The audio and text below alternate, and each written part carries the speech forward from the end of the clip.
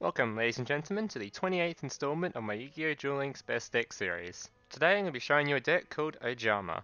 So there's a couple of things before the video starts. First of all, I haven't playtested this deck a heap. I've only been playtesting it the last couple of days since the game got updated and GX got added to the game. So if you guys have any suggestions for additions to the deck or ways you think could improve it, feel free to leave a comment. And the second thing is, this deck is not a competitive deck, I wouldn't say. It's probably about a 50% win rate. Not great for climbing, but if you want to use Ojama monsters or you want to use this specific deck style, then go ahead and use this one. And without further ado, let's get into the video. Alright, so the best character for this deck is Chazz Princeton with the skill Land of the Ojamas. What this skill does is it allows you to begin the duel with the field spell Ojama Country activated. Ojama Country is a field spell with the effect once per turn, you can send one Ojama card from your hand to the graveyard to special summon one Ojama monster from your graveyard. While you control a face-up Ojama monster, switch the original attack and defense of all monsters on the field. So there's really no question as to why this is the best ability for the Ojama kind of archetype, simply because it allows your Ojama monsters to go from being extremely defensive to be extremely offensive. It takes the Ojama monster that has 3000 defense and makes it 3000 attack. So there's no real question as to why you'd use this skill over any other one. The other bonus effect, which allows you to discard one Ojama card from your hand to the graveyard to special summon one Ojama card from your graveyard, is really useful for once one of your Ojama monsters is killed, since this also counts for any of your fusion monsters if they're killed, as long as they're not sent back to the extra deck. The field spells effects will become a lot more obvious as to why they're strong for this deck as I go through the actual cards and the deck list if you haven't actually seen Ojama monsters before. Alright, now I'll go through the deck list. This deck contains 3 the Earth Hex-Sealed Fusion, 3 Ojama Black, 3 Ojama Yellow, 3 Ojama Green, 1 Fusion Sage, 2 Tribute to the Doomed, 3 Polymerization, 2 Order to Smash, and as many Ojama Kings or as many Ojama Knights as you have. Alright, so a couple of things about this deck list. First of all, the Earth Hex-Sealed Fusion can be replaced with any other fusion helper, so any other monster that can be used in place of a fusion material monster. Whether this be something like Versago the Destroyer or any of the other like level up reward cards you can get, any of them will fit into that slot. It doesn't really matter. This is just like the best one because it has 1600 defense, so obviously once the field spell's on the board and you've got a Ojama monster on the board, you can then use this card's 1600 defense as its 1600 attack, so it can be like an extra beatdown kind of card. But that's not its primary focus in the deck anyway. Its primary focus is to be used with Polymerization, so you don't really need to worry about whether or not your monster has a high enough attack anyway. Next cards I want to talk about is the Fusion Sage and the Polymerization. Basically the Fusion Sage, all it does is you get a Polymerization from your deck and add it to your hand, so basically it's like having another Polymerization in your deck. It's hard to kind of work out what the perfect amount of Polymerizations are for this deck to have it kind of perfect. This should give you about an 80% chance by turn 2 of having one of your fusion monsters out on the board using polymerization effects. So it's kind of hard to say whether or not that's justifiable having only 4 polymerizations or if you've had a 5th. I think 4 is good enough, but I may be wrong. And the last thing to say about the deck list is the Ojama Knights and the Ojama Kings. It kind of doesn't really matter how many you've got per se, as the Ojama Kings, you only really need 1 on the board, and you can always bring it back from the graveyard once you've used it, so you don't really need to have extra Ojama Kings on your graveyard or your extra deck. The Ojama Knights, on the other hand, it's probably good to have at least 2 of them, since you can probably get away with having 2 of them on the board easily. Like, you don't have enough fusion material to get 3 Ojama Kings out, but maybe do to get 2 Ojama Knights out. You only really need 1 of each, but 2 Ojama Knights and 1 Ojama King is probably the best. Alright, now I'll go through the strategy of the deck. The strategy of this deck is very simple. You're going to use your Ojama monsters, combine them with Polymerization to bring out your Ojama Knights and your Ojama Kings. What Ojama Knight does is its ability allows you to target 2 of your opponent's monster zones and stop your opponent using them. Now that doesn't mean if they have monsters in them, it will just kill any monsters in there. That's not what it does. It will just stop your opponent being able to play monsters in those zones. So the idea is to get the Ojama Knights or the Ojama Kings out as early as possible to stop your opponent being able to play cards.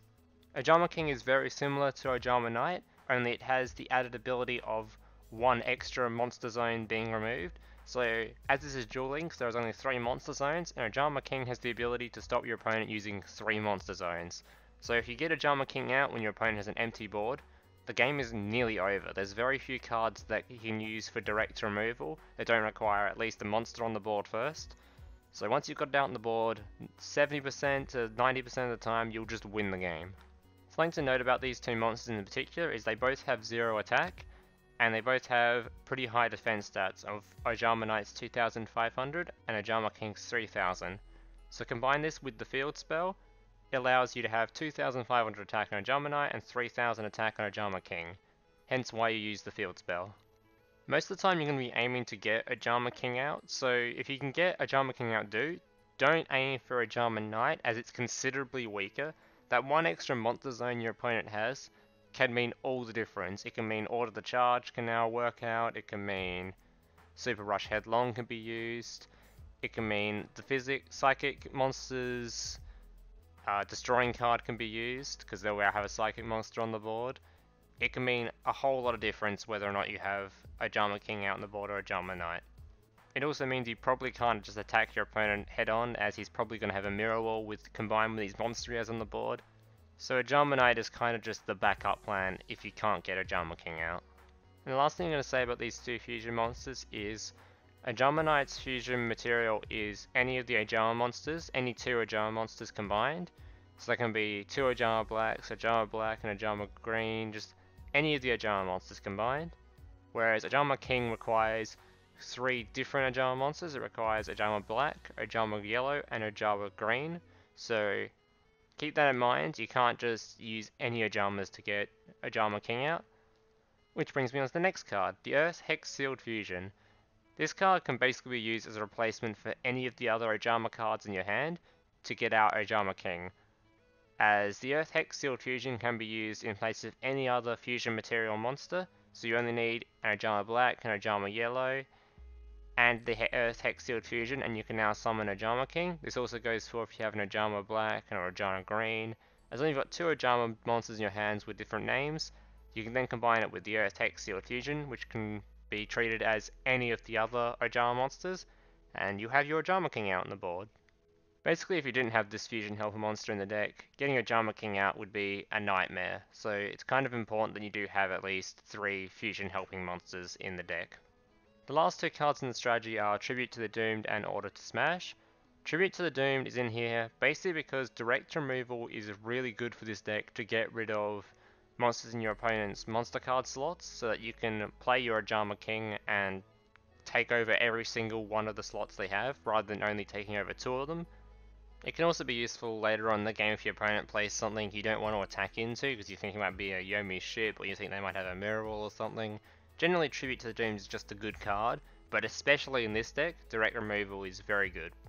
Order to Smash is in here basically for later on in the game once you already have one of your Ojama Knights or your Ojama Kings out on the board, as it allows you to then tribute any of your low level Ojama monsters to destroy 2 of your opponent's spell or trap cards.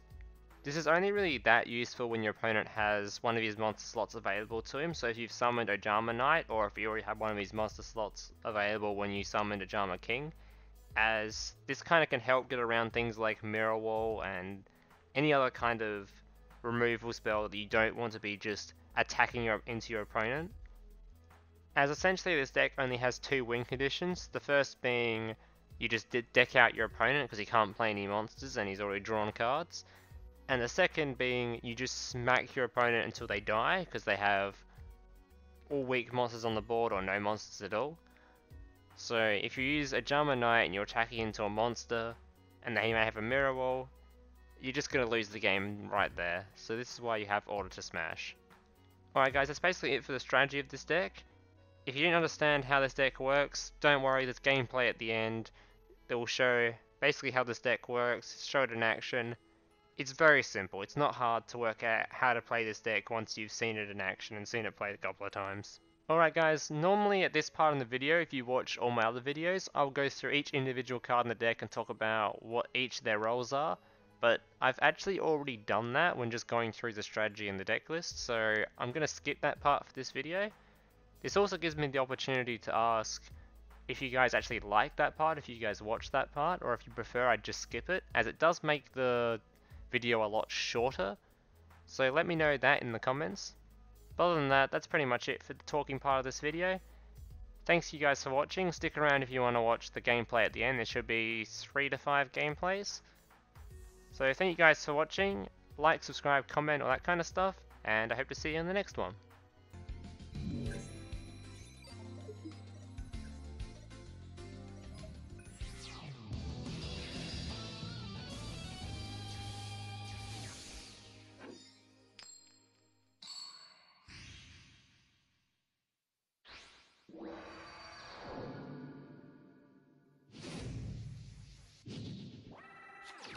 Duel!